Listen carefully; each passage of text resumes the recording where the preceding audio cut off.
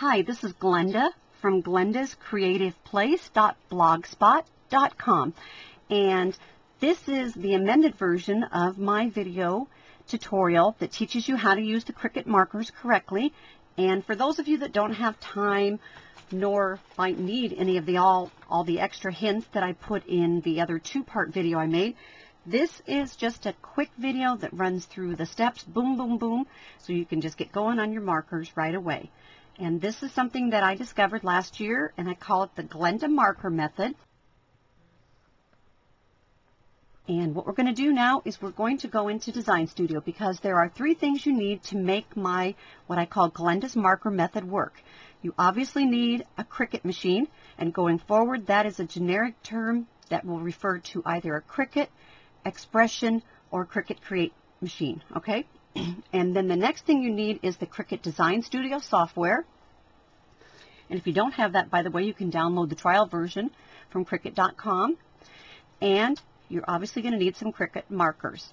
Now, one of the things that I wanted to show you real quick is when I discovered this last year, I put up a post right here on the message board, which is at Cricut.com/message board. And that is just a fabulous place to go to learn all kinds of things about the Cricut machines and how to use them in different functions, different cartridges, and it's just an incredible community of great and helpful people. And by the way, on that board, there is no such thing as a silly question. All right, so for now, we're in the Design Studio. And what I'm going to show you is I am going to be using the cartridge that is the wedding cartridge. And the reason that I'm going to use the wedding cartridge is because I really wanted to have a cartridge that had an intricate heart on it. And this one fits the bill. And what I want you to notice is when I select the heart, is the shape properties. And within the shape properties, that X and the Y axis are what make my method work correctly here. Because when you control the entire process with the software, then what happens is your blade carriage, everything there goes straight back to the X and the Y positions that the elements reside on. And that X and Y is simply the equation of the vertical and horizontal position of every element that you have put onto your virtual Cricut cutting mat within the software. That is what makes this work. And we are going to control the entire process going forward in Design Studio. We are not going to touch anything in the middle of all this. And we're going to do some things backwards. So if you're following the directions that came in your Cricut markers, you're going to get really confused. So for this exercise, just follow along with Glenda. Okay? So we have put this up here. And now the next thing I want you to see is that I have paper loaded and I have my blade in, which is absolutely backwards from the direction that you see in your markers. But this is what makes it work for me. The reason I like to cut first and use the markers second is because I found, especially on little teeny tiny elements, if you used your markers first, then your paper was a little bit soggy. And when you have a little soggy paper, you can get raggedy, jaggedy, or tearing edges. And that wasn't working, especially like I said, I was using a bunch of little elements when I found this out from Paper Doll Dress Up cartridge. And I had these tiny little ties, etc. Oh, they were so tiny. I could never have inked them myself and gotten the results that I did. So I went through all these trials and tribulations to figure this out. Okay, so we have the blade in. We have the software up.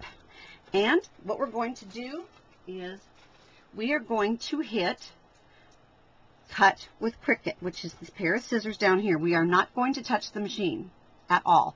In fact, just real quickly, there are 2 times you can touch the machine as far as the overlay. You can load the paper when we first start, which I've already done.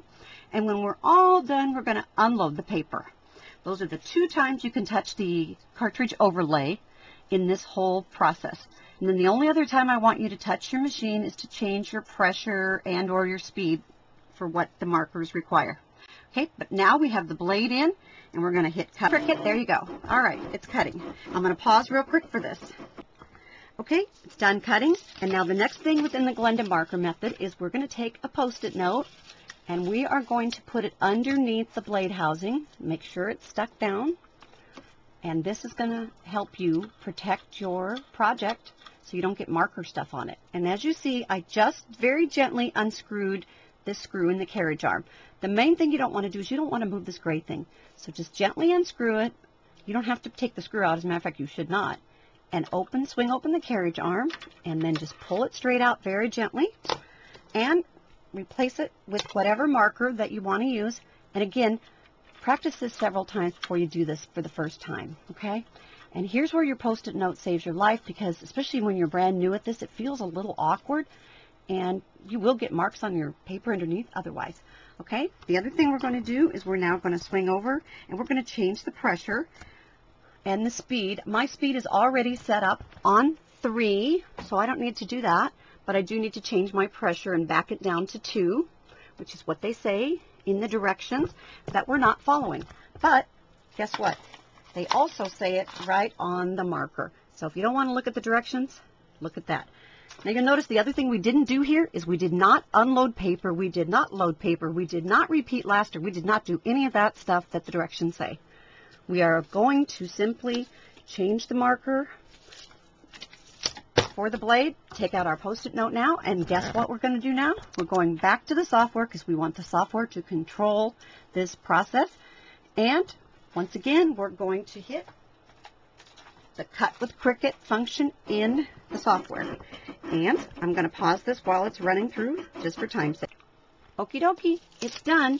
So now what I want to do is, this is now the second time I'm going to allow you in the Glenda marker method to touch the cartridge overlay, which is this thing up here. Okay, that's the overlay. So we're now going to hit unload paper. All right, and I'm going to slip my Post-it note back in here, because otherwise when I swap these out and put my blade housing back in, I'm going to get marks all over my machine, and I don't want that. Okay, so here we go. I'm going to pull this off the mat, and I'm going to try and be gentle with it because it's really an intricate cut, which is what I wanted. And let me get this out.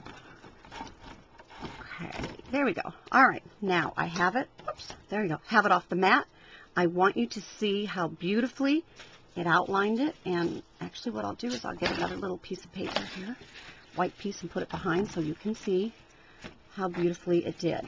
This is really an amazing thing. And let me tell you something. I could never have done this on my own this neatly. There is no possible way. So that's what the markers are great for. Make sure you utilize them and enjoy them. And the other thing is, they're not just for outlining. You can use them for, antiquing, distressing, which is kind of like outlining, but more so. And the other thing is, you can use them in conjunction with all your font cartridges and get all the fonts that you have on the page, not just by cutting, but you can draw. You can draw right on your scrapbook page, right on your cardstock, or you can draw on part of the paper and have it be the inside sentiment of a card.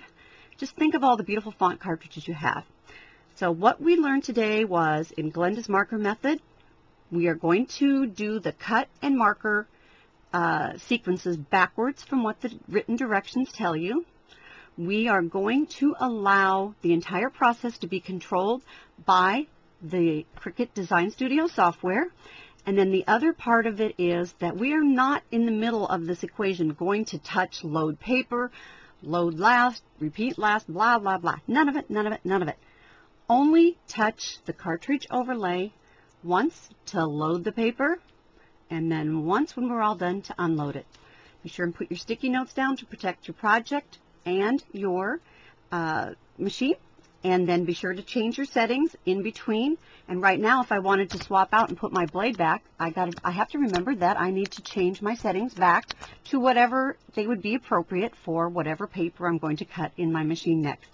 Happy cricketing. If you have any questions or any comments, feel free to give me a little comment on my blog, which is, again, at Glenda's creativeplace.blogspot.com. I look forward to hearing from you, and if you have any tutorials that you want done, just let me know. Thanks so much.